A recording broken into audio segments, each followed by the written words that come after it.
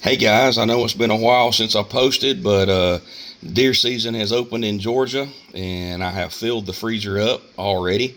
And thankfully so, because I tore my distal biceps tendon, and so I'm done for the year.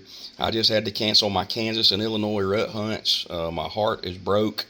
The RX9 is dialed in and the Lift X in case something happened to the RX9, but that RX9 is shooting darts. But I wanted to just reach out to you about the Sevr 1.75 hybrid and really ask your input and tell you a little bit about mine with it. So as you can see, I've got a collection of the Sevrs here that I have used, and there's a few more.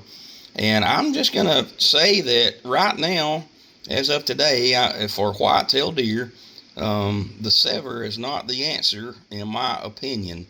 I've had high lung hits on the last two. I watched one make it all the way across a fresh cut hayfield and into the woods on the other side, probably 500 yards before it expired.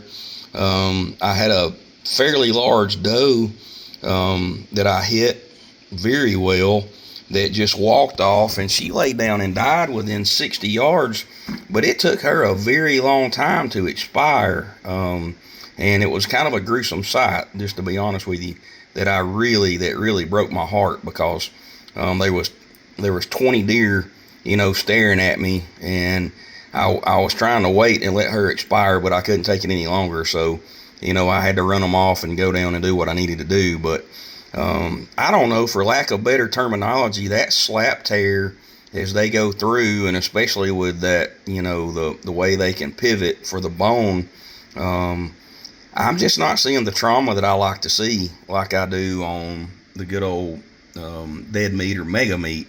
And I know that's a 3-blade broadhead, and I know that there's a possibility of that blade breaking off.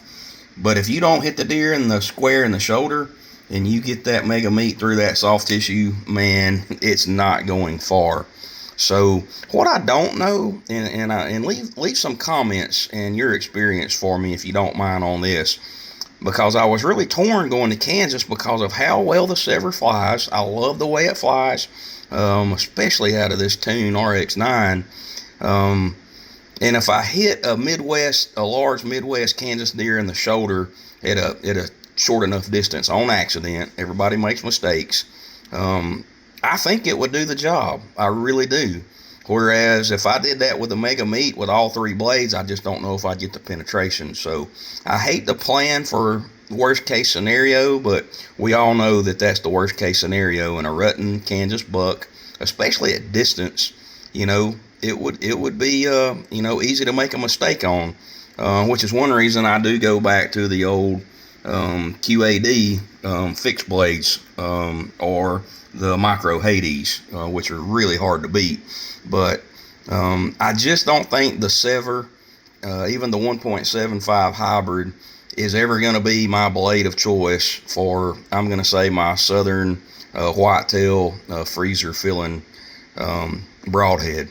But I like the quality. I like the company. I know they stand behind the product. Shipping's always been great. I just don't think it's the broadhead for me. And, definitely for down here, I'll be tying on the old mega meat when I get healed back up from this distal biceps tear. But drop your comments down. Let me know what you think. And till next time, happy hunting. Hope everybody's season goes well. See ya.